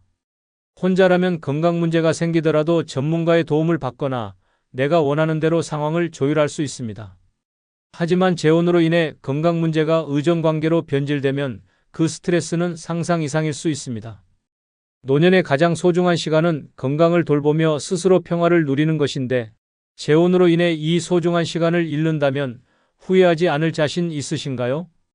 9번째 이유는 자녀들과의 관계가 더 멀어질 수 있다입니다. 노년에 재혼을 하면 가장 먼저 반응하는 이들은 자녀들입니다. 부모가 새로운 배우자를 맞이하는 것에 대해 기뻐하는 자녀도 있겠지만 그렇지 않은 경우가 더 많습니다. 특히 자녀들이 이미 독립해 자신의 삶을 꾸리고 있는 상황이라면 부모의 재혼을 불필요한 갈등의 시작으로 여길 가능성이 큽니다. 예를 들어 자녀들은 새로운 배우자가 부모님의 재산을 가져가면 어떡하지? 라는 경제적인 우려를 할 수도 있고요. 혹은 우리 가족 사이에 불편한 사람이 끼는 건 싫다며 감정적인 거리감을 느낄 수도 있습니다. 이런 생각은 부모와 자녀 간의 대화를 줄이고 감정의 벽을 쌓게 만듭니다. 결국 자녀들과의 관계는 재혼 후 오히려 더 소원해질 가능성이 높습니다. 자주 보던 손주들의 방문 횟수가 줄어들고 명절이나 가족 모임에서도 어색한 분위기가 형성될 수 있죠. 재혼으로 인해 자녀들과의 연결고리를 약화시키는 것은 노년에 가장 소중하게 여겨야 할 가족관계를 잃는 위험을 감수하는 일일 수 있습니다. 10번째 이유는 행복의 조건은 이미 내 안에 있다입니다. 재혼을 고민하는 이유 중 하나는 내 삶에 부족한 무언가를 채우고 싶다는 마음일 겁니다. 혼자라는 외로움이나 공허함을 누군가와 함께 나눠 가짐으로써 더 나은 삶을 꿈꾸는 거죠. 그런데 재혼 없이도 충분히 행복해질 수 있다는 사실 알고 계신가요? 노년의 행복은 누군가를 만나서 채워지는 것이 아니라 내가 스스로 만족을 찾는 데서 시작됩니다. 좋아하는 취미를 즐기고 여행을 떠나며 새로운 경험을 쌓고 오래된 친구들과의 관계를 회복하면서 느끼는 기쁨은 재혼을 하지 않아도 얻을 수 있는 행복입니다. 오히려 재혼은 이런 행복을 방해할 가능성도 있습니다. 새로운 관계를 유지하려는 노력, 갈등의 조율, 그리고 예기치 못한 문제들로 인해 내가 누릴 수 있는 소소한 즐거움이 사라질 수 있죠. 재혼 없이도 충분히 행복할 수 있다는 사실을 깨달으면 굳이 관계에 얽매이는 선택을 하지 않아도 됩니다. 결국 행복의 조건은 이미 내 안에 있다는 걸 잊지 마세요. 결국 재혼이란 단순히 두 사람이 함께 산다는 로맨틱한 선택이 아니라 새로운 관계 속에서 많은 것을 감수해야 하는 도전입니다. 특히 65세를 넘어서면 이미 익숙해진 생활 습관과 평화를 유지하며 사는 것이 더 중요할 때가 많죠. 재혼은 낭만적인 기대를 충족시켜줄 수도 있지만 동시에 예상치 못한 갈등과 스트레스를 가져올 위험도 큽니다. 내 삶에 더 많은 복잡함과 부담이 생긴다면 그것이 과연 내가 원하는 행복일까요? 혼자서도 충분히 행복할 수 있는 법을 배우고 나만의 여유로운 일상을 즐기는 것이 노년의 진정한 행복일지도 모릅니다. 재혼을 고민 중이시라면 오늘 이야기한 10가지를 한번 떠올려 보세요. 그리고 지금의 자유와 평화가 정말 소중하다는 사실을 깨닫게 되셨다면 이미 정답은 나와 있는 겁니다. 결국 나 자신을 위한 행복을 선택하는 것이야말로 가장 현명한 결정 아닐까요? 마지막으로 구독, 좋아요, 알림 설정 부탁드립니다. 여러분, 노년에 가장 피곤한 일이 뭔지 아세요? 바로 쓸데없는 자랑 때문에 생기는 갈등입니다. 내가 뭘 자랑했는데? 싶으실 수도 있지만 자랑은 대놓고 하지 않아도 상대방 귀에는 자랑으로 들릴 때가 많습니다. 특히 자녀, 손주, 재산, 여행 같은 이야기들은 은근히 자랑으로 흘러가곤 하죠. 문제는 이 자랑이 듣는 사람의 마음을 찝찝하게 만들거나 괜히 거리감을 만드는 원인이 된다는 겁니다. 난 그저 내 이야기를 했을 뿐인데 왜 삐치는 거야? 라고 생각하실 수도 있어요. 하지만 자랑이란 게 참 묘해서 말하는 사람은 기분 좋지만 듣는 사람은 왠지 모르게 비교를 하게 되고 때로는 괜한 열등감까지 느끼게 합니다. 저 사람은 참 잘 사는데 나는 뭐지? 라는 생각이 떠오르면서 상대방은 대화를 피하고 싶어지죠. 그래서 오늘은 노년에 절대 남들에게 자랑하면 안 되는 7가지를 이야기해 보려고 합니다. 그냥 웃자고 하는 소리가 아니라 진짜로 이걸 잘못 자랑했다간 인간관계가 삐걱거릴 수도 있으니 꼭 끝까지 보셔야 합니다. 노년의 평화로운 관계를 지키기 위해 그리고 괜히 자랑쟁이라는 소리를 듣지 않기 위해 어떤 이야기를 조심해야 할지 지금부터 시작해 볼까요? 먼저 구독, 좋아요 눌러주세요. 첫 번째는 내 재산 규모입니다. 여러분, 노년에 가장 자랑하고 싶은 것 중 하나가 재산 아닙니까? 내가 평생 이렇게 벌었고 이만큼 모았고 자식들에게도 다 나눠줬지 라며 자랑하고 싶은 마음이 드는 건 당연합니다. 그런데요, 재산 이야기는 절대로 남들에게 하면 안 되는 주제 중 하나입니다. 이유요? 이건 사람들 사이에 은근히 질투와 의심을 부르는 최고의 화두이기 때문입니다. 가령 친구 모임에서 우리 집값이 요즘 10억이 넘었다네라고 슬쩍 흘렸다고 생각해 보세요. 듣는 순간 친구들의 머릿속엔 저 사람 참 잘 나가네 라는 생각과 동시에 근데 왜 저번에 밥값은 내가 냈지? 라는 의문이 떠오를 겁니다. 더 심한 경우 그 돈 다 어디서 났을까? 라며 쓸데없는 추측까지 하게 되죠. 가족들 사이에서도 마찬가지입니다. 자식들에게 재산 이야기를 꺼내면 우리 부모님에게 얼마나 남았을까? 라는 계산이 시작될 가능성이 높아요. 심지어 형제들끼리 유산 문제로 갈등이 생길 수도 있죠. 재산 이야기는 듣는 사람을 불편하게 하고 말하는 사람에게는 오히려 부담으로 돌아올 가능성이 큽니다. 그런데 더 큰 문제는 이런 이야기가 사기꾼이나 기회주의자들의 귀에 들어갔을 때입니다. 돈 이야기를 들은 사람 중 일부는 겉으로 친절하게 다가오며 좋은 투자 기회가 있다거나 급히 돈이 필요한 상황을 핑계로 접근할 수 있습니다. 혹은 당신의 재산에 눈독을 들인 사람들이 허위 사업이나 가짜 약속으로 속이려 들 수도 있습니다. 노년의 재산은 평생의 땀과 노력이 담긴 소중한 자산이니만큼 절대로 이런 위험에 노출되지 않아야 합니다. 노년에는 재산 이야기를 자랑하기보다는 조용히 나를 위해 쓰며 스스로 만족하는 것이 훨씬 낫습니다. 남들에게 자랑한다고 해서 내 재산이 더 많아지거나 사람들의 존경을 받는 건 아니니까요. 괜히 내 재산이 오히려 내 발목을 잡을 수도 있다는 점 잊지 마세요. 두 번째는 내 자녀, 며느리, 손주 자랑입니다. 우리 아들은 대기업에서 고위직이고 며느리는 의사야. 손주는 이번에 반에서 1등 했다네. 부모로서, 조부모로서 자식이나 손주가 잘된 걸 자랑하고 싶은 마음은 당연합니다. 하지만 이런 자랑이 남들에게는 의외로 부담과 거리감을 줄 수 있다는 사실 알고 계신가요? 우선 자녀 자랑은 듣는 사람에게 비교와 열등감을 느끼게 할 수 있습니다. 나는 우리 자식 뒷바라지하느라 애썼는데 저 집에는 왜 저렇게 잘 됐지? 라며 은근히 상대를 위축되게 만들 수도 있죠. 며느리 자랑도 마찬가지입니다. 내 며느리는 아침마다 요가도 하고 집안일도 척척하면서 직장도 다닌다. 같은 말을 들은 사람은 우리 며느리는 왜 안 그렇지? 라며 불편함을 느낄 수 있습니다. 손주 자랑은요? 그건 또 다른 레벨의 불편함을 줍니다. 우리 손주는 이번에 피아노 대회에서 상을 받았다는 말을 들으면 상대방은 우리 손주는 피아노를 배우지도 않는데라며 민망함과 박탈감을 느낄 수 있어요. 심지어 듣는 사람에게 손주가 없을 경우에는 더 큰 거리감을 줄 수도 있습니다. 그리고 중요한 포인트, 자녀와 손주 자랑은 당사자들에게도 부담을 줍니다. 엄마, 제발 친구들 앞에서 내 얘기 좀 하지 마세요 라는 말을 들어본 적 있으신가요? 과도한 자랑은 자식들에게 과도한 기대감과 압박을 주며 손주들에게도 나는 꼭 잘해야 해라는 불필요한 스트레스를 줄 수 있습니다. 세 번째는 내 젊었을 때 잘 나갔던 이야기입니다. 노년에 가장 자주 나오는 대화 중 하나가 바로 내 젊었을 때는 마리아로 시작하는 이야기입니다.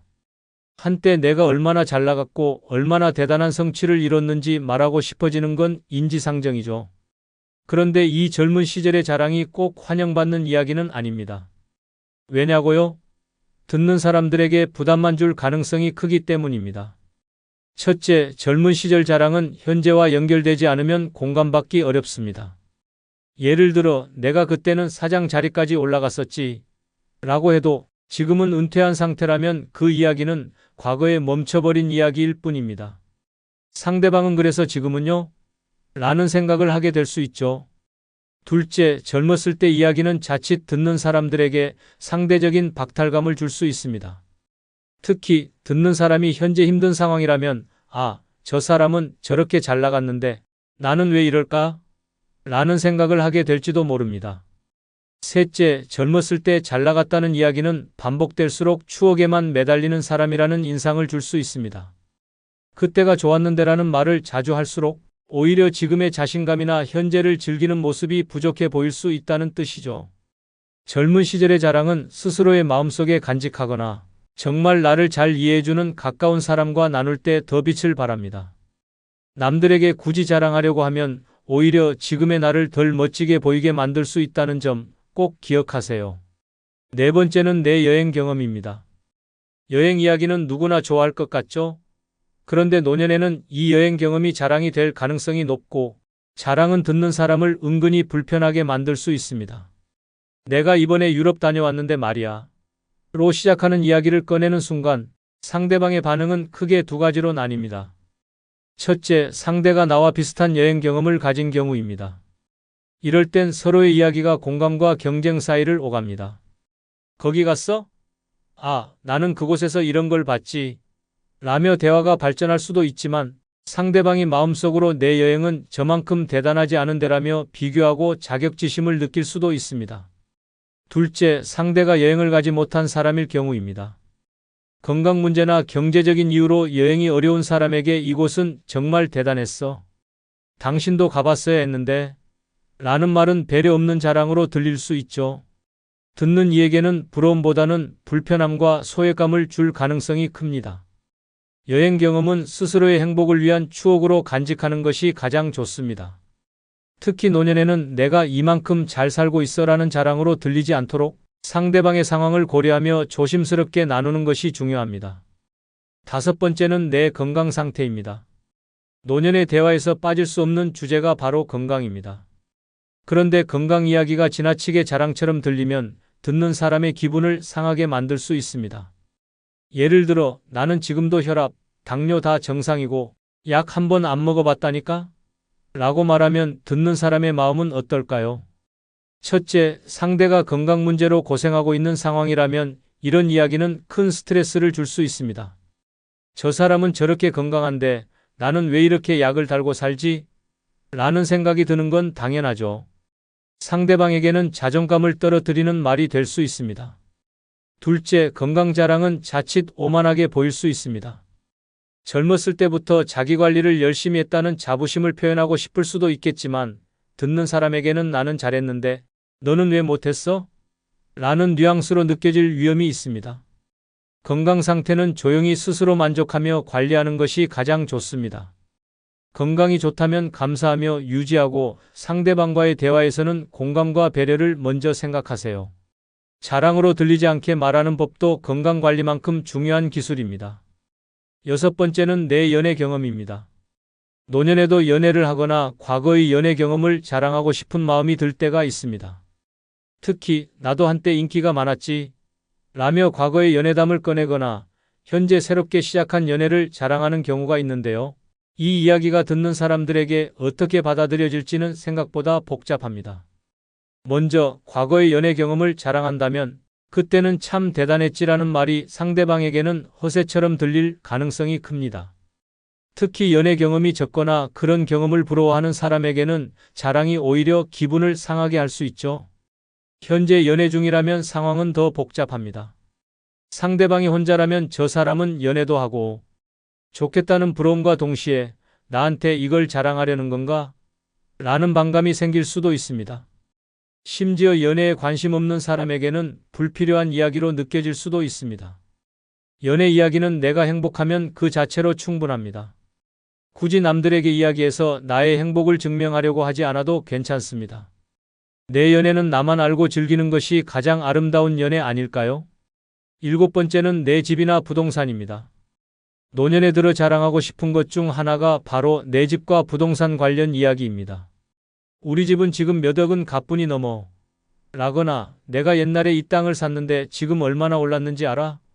같은 이야기는 듣기엔 대단해 보이지만 사실 듣는 사람에게는 별로 유쾌하지 않을 수도 있습니다. 일단 집 자랑은 쉽게 질투를 불러일으킬 수 있는 주제입니다. 집을 마련하지 못했거나 경제적으로 어려운 사람들에게는 이런 이야기가 나는 이렇게 잘 살고 있는데 너는 뭐하니? 라는 메시지처럼 들릴 수 있습니다. 설령 그런 의도가 없더라도 부동산은 민감한 주제라 괜한 거리감을 만들기 쉽습니다. 또한 집 자랑은 불필요한 오해를 부를 수도 있습니다. 저 사람 돈이 꽤 많은가 봐라는 생각이 퍼지면서 괜한 부탁이나 기대를 하는 사람들이 나타날 수 있죠. 예를 들어 친구나 가족이 경제적 도움을 요청할 때 저 사람은 잘 사니까 당연히 도와줄 거야 라고 생각할지도 모릅니다. 노년에는 내 집이 주는 안정감과 만족감을 혼자 느끼는 것만으로도 충분합니다. 굳이 남들에게 자랑해서 불필요한 감정이나 오해를 만들 필요는 없겠죠?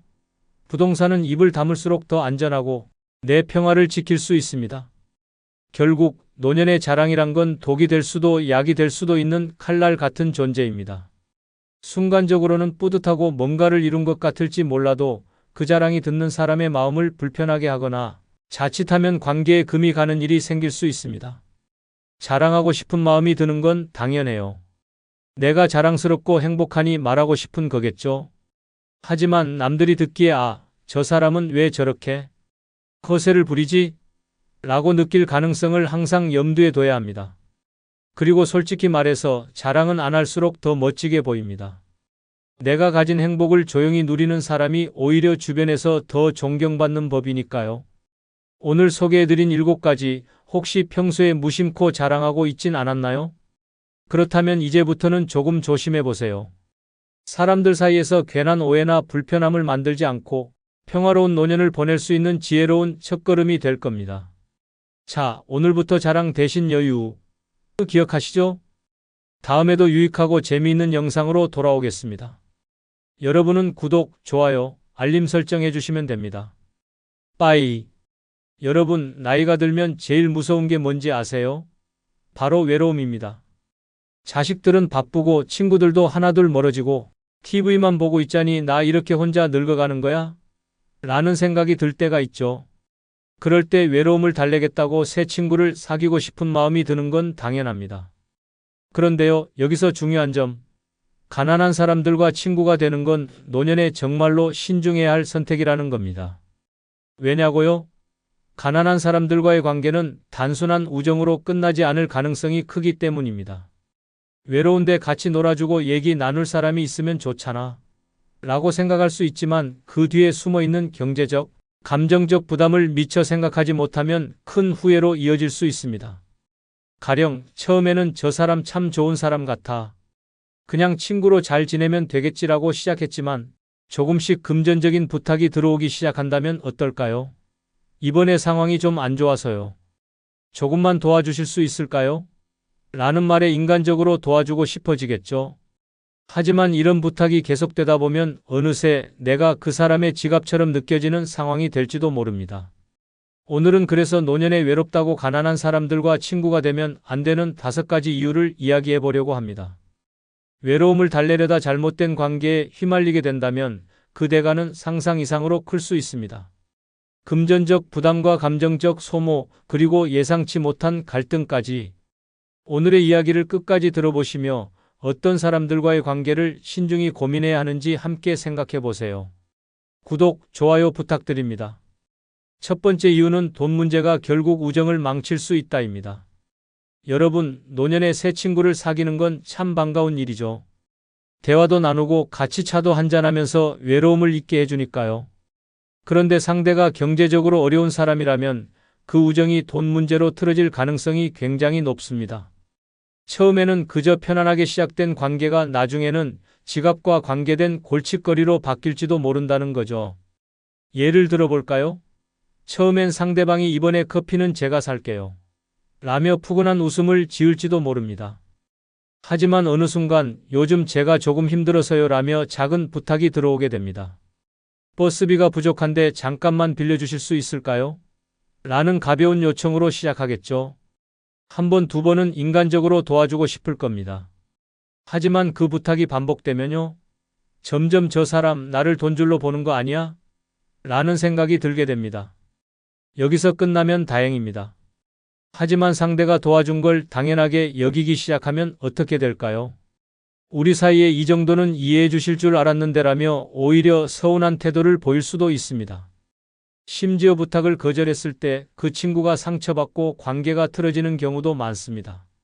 결국 돈 문제는 친구를 도와주는 것으로 시작되지만 우정을 깨뜨리는 단초가 되는 경우가 대부분입니다. 그리고 이런 상황은 단순히 금전적인 부담으로 끝나지 않습니다. 이번에는 얼마를 빌려줘야 하지? 라며 고민하는 내 모습, 그리고 이 돈을 빌려주고 나면 내가 불편해지는 건 아닐까? 라는 스트레스까지. 이런 갈등과 불편함이 쌓이면서 결국에는 내가 그 관계를 유지하기 어려워지게 됩니다. 노년의 우정은 진정한 마음의 교류에서 시작되어야 합니다. 돈이라는 현실적인 문제가 끼어들게 되면 그 관계는 한쪽이 손해를 보는 불평등한 관계로 변질될 가능성이 큽니다. 아무리 따뜻한 마음으로 도와주고 싶어도 상대방의 경제적 문제를 해결할 수는 없습니다. 그 문제를 떠안는 순간 내가 평화롭고 안정된 노년의 삶을 잃게 될 수도 있다는 걸 기억해야 합니다. 두 번째 이유는 부정적인 에너지가 나에게 전염될 수 있다입니다. 여러분, 인간관계라는 건 참 묘합니다. 누구와 어울리느냐에 따라 내 삶의 분위기와 에너지가 확 바뀌거든요. 그런데 가난한 사람들, 특히 삶에 대한 부정적인 태도를 가진 사람들과 친구가 되면 그 어두운 에너지가 나에게도 자연스럽게 스며들 수 있습니다. 가난한 사람이라고 다 부정적이라는 건 아닙니다. 하지만 어려운 경제 상황에 처한 사람들 중에는 스스로 상황을 개선하려는 의지보다는 세상에 대한 원망과 불평불만을 쏟아내는 경우가 많습니다. 처음에는 그래, 얼마나 힘들면 저렇게 말하겠어 라며 이해하고 넘어갈 수 있을 겁니다. 하지만 대화가 이어질수록 상황은 달라집니다. 예를 들어 친구와 만나면 대화가 항상 비슷하게 흘러갑니다. 세상 참 불공평하지 않아? 저 사람은 저렇게 잘 사는데 난 왜 이 모양일까? 요즘 물가는 왜 이렇게 올랐어? 도대체 정부는 뭘 하고 있는 거야? 처음엔 고개를 끄덕이며 공감할 수 있겠지만 대화의 주제가 매번 이런 식으로 부정적인 이야기로 끝난다면 나도 모르게 지치게 됩니다. 결국 나도 같은 불평을 하게 되고 내 시선마저 부정적으로 변하기 시작합니다. 또한 부정적인 태도를 가진 사람들은 대체로 문제 해결보다는 문제를 확대하는 데 더 익숙합니다. 나는 어차피 해도 안 될 거야 라며 희망조차 가지지 않는 태도를 보이면 그런 대화는 내 에너지까지 소진시키게 됩니다. 나도 모르게 내가 왜 이런 대화를 계속하고 있지? 라는 의문이 들게 되고 집으로 돌아오는 길에 한숨이 늘어날 수도 있습니다. 노년에는 긍정적인 에너지가 중요합니다. 내가 하루하루를 기쁘고 보람차게 살아가는 데 있어 주변 사람들의 영향은 절대적으로 크거든요. 하지만 부정적인 대화를 반복적으로 듣다 보면 마치 탁한 물에 손을 씻는 것처럼 내 마음이 맑아지지 않고 자꾸 흐려지게 됩니다. 그리고 그 에너지가 쌓이다 보면 어느새 나의 밝고 긍정적인 삶의 태도마저 무너질 수 있습니다. 결국 친구라는 존재는 나의 삶을 더 따뜻하게 만들어야지 더 피곤하게 만들어서는 안 됩니다. 가난한 친구와의 관계는 처음엔 외로움을 달래주는 좋은 선택처럼 보일지 몰라도 부정적인 에너지와 대화가 이어지면 결국 나의 삶을 우울하게 만들 가능성이 큽니다. 세 번째 이유는 그들의 문제는 끝없이 커질 수 있다입니다. 여러분, 가난한 사람들과 친구가 되는 건 처음엔 좋은 친구가 되어줘야지라는 따뜻한 마음에서 시작될 겁니다. 하지만 현실은 생각보다 훨씬 복잡합니다. 가난한 사람의 문제는 끝이 없고 그 끝없는 문제들이 결국 나에게까지 영향을 미칠 가능성이 크기 때문이죠. 처음에는 단순히 요즘 조금 힘드네 정도의 이야기로 시작됩니다. 생활비가 빠듯해서 힘들어라거나 요즘 병원비가 부담돼 같은 하소연 정도는 누구나 이해할 수 있겠죠. 그래서 그래, 힘들겠네. 내가 같이 고민해 줄게라며 좋은 친구로서 들어줄 수도 있습니다. 하지만 문제는 여기서 끝나지 않는다는 겁니다. 문제는 종종 한 가지 어려움이 다른 문제를 낳는다는 점입니다. 생활비가 부족하다 보니 빚을 지게 되고 그 빚을 갚으려고 또 다른 빚을 내게 되는 악순환이 이어질 수 있습니다. 이 과정에서 그 친구가 이제 나 혼자 감당하기 힘드니 너라도 좀 도와줄 수 있겠니? 라고 요청할 가능성도 높아지죠. 처음엔 작은 부탁이었는데 어느 순간 이번 달만 좀 부탁할게 라는 말이 반복되면서 내가 그 문제의 일부가 되어가는 상황이 벌어질 수 있습니다. 그리고 가장 큰 문제는 그들의 상황이 개선될 가능성이 낮다는 겁니다. 경제적으로 어려운 상황에 처한 사람들 중 일부는 본인의 문제를 스스로 해결하려는 의지보다는 주변 사람들에게 의존하려는 경향을 보이는 경우가 많습니다. 내가 들어주고 도와주는 만큼 이 친구가 있으니 괜찮겠지라는 생각이 자리 잡게 되고 결국 나는 계속해서 그 문제의 한가운데에 놓이게 될 수도 있습니다. 네 번째 이유는 그들의 가족 문제에 휘말릴 수 있다입니다. 여러분, 노년에 가장 소중한 건 뭐니 해도 평화입니다. 그런데 가난한 사람들과 친구가 되면 그 평화가 한순간에 깨질 수 있습니다. 왜냐고요? 그들의 가족 문제에 내가 끼어들게 될 가능성이 크기 때문입니다. 처음엔 그냥 친구와만 관계를 맺는 거라고 생각했을 겁니다. 나는 그저 저 사람과 얘기 나누고 커피 한잔하면서 외로움을 달랠 거야 라고요. 그런데 어느 날 친구가 갑자기 이런 이야기를 꺼냅니다. 우리 집 애들이 요즘 말썽이라서 가족들이 나를 너무 힘들게 해요. 형제가 돈 문제로 자꾸 싸우는데 내가 중재를 해야 해서 듣다 보면 어느새 나는 그들의 가족 문제에 대한 조언자가 되어 있는 겁니다. 여기서 끝나면 다행이죠. 그런데 점점 그 이야기가 구체화됩니다. 우리 가족이 돈이 부족해서 힘들어라는 하소연이 이어지고 혹시 내가 조금 도와줄 수 있을까? 라는 말로 발전할 가능성도 큽니다. 게다가 그들의 가족 중 누군가가 직접 나에게 연락을 해 어르신, 우리 부모님 친구 좀 잘 부탁드려요 라고 하는 경우도 생길 수 있습니다. 더 큰 문제는 가난한 사람의 가족들은 종종 서로 의지하며 얽힌 관계를 가지고 있다는 겁니다. 내가 그 친구와만 대화한다고 생각했는데 어느새 그 가족의 문제까지 내가 책임져야 하는 상황이 될 수도 있습니다. 자식들, 형제들, 심지어 친척들까지 엮이면서 내가 이 나이에 왜 남의 가족 문제로 골머리를 썩이고 있지? 라는 후회가 들게 될 수도 있죠. 노년에는 내 가족만 챙기기도 벅찬 시기입니다. 친구의 가족 문제까지 얽히다 보면 그 관계는 점점 피곤하고 골치 아픈 일로 변질될 가능성이 큽니다. 결국 외로움을 달래려다 오히려 내 평화를 잃는 선택이 될 수 있다는 점을 꼭 기억하세요. 다섯 번째 이유는 내 외로움을 더 크게 느끼게 만들 수도 있다입니다. 여러분, 외로움을 달래기 위해 친구를 사귀는 건데 그 친구가 오히려 외로움을 더 키우는 경우도 있다는 거 알고 계신가요? 특히 가난한 사람들과 친구가 되면 이런 일이 벌어질 가능성이 더 높습니다. 처음엔 좋은 친구가 생겼으니 이제 외롭지 않을 거야 라고 생각할 겁니다. 하지만 그 친구와의 대화가 반복될수록 이상한 기분이 들기 시작합니다. 그들의 이야기를 듣다 보면 나는 왜 이런 얘기를 계속 듣고 있어야 하지? 라는 생각이 스멀스멀 올라옵니다. 가난한 상황에서 나오는 부정적인 이야기, 가족과의 갈등, 끊임없는 불만을 듣다 보면 친구와 함께 있어도 나 자신이 더 고립된 느낌을 받을 수도 있습니다. 또한 가난한 친구는 경제적 여건상 내가 원하는 활동을 함께하기 어려운 경우가 많습니다. 나는 여행을 가고 싶고 좋은 레스토랑에서 식사도 하고 싶은데 상대방은 나한텐 그런 건 사치야라고 선을 그어버릴 수 있죠. 그러면 자연스럽게 내가 하고 싶은 것들을 포기하게 되고 그럴수록 내가 왜 이러고 있지? 라는 외로움이 커질 수 있습니다. 가장 큰 문제는 이런 상황에서 친구와 함께 있는 시간 자체가 의무감으로 변질될 가능성이 크다는 겁니다. 내가 얘를 외면하면 너무 가혹한가? 라는 생각에 계속 만나게 되지만 만날수록 나의 에너지가 소진되고 외로움이 더 커지는 악순환이 이어질 수 있습니다. 결국 노년에 가장 중요한 건 내 평화와 행복입니다.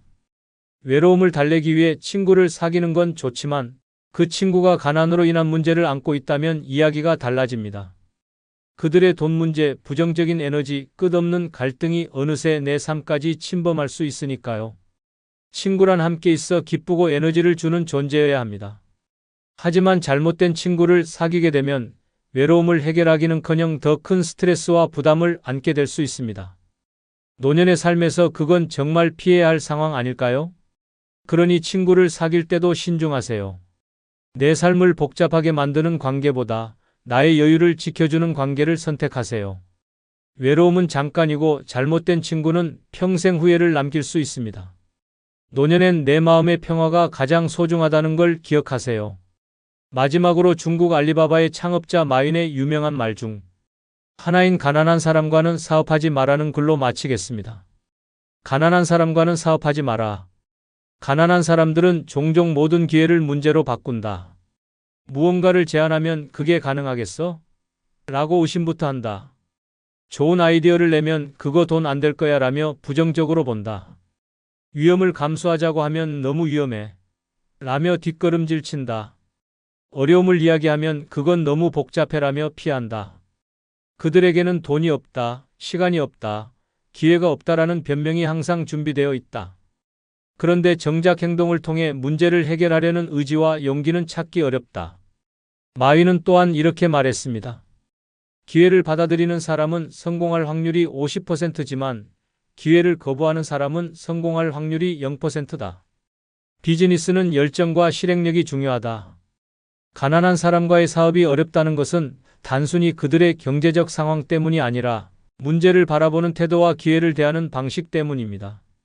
그들은 실패를 두려워하고 변화의 필요성을 이해하지 못하며 도전보다는 안정을 추구하는 경향이 있습니다.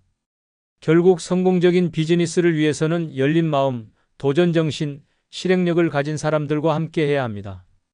가난한 사람들과의 사업은 그들의 의심과 부정적인 태도가 계속 발목을 잡을 가능성이 높습니다. 가난한 사람은 문제를 키우고 부자는 기회를 키운다. 구독, 좋아요 부탁드립니다.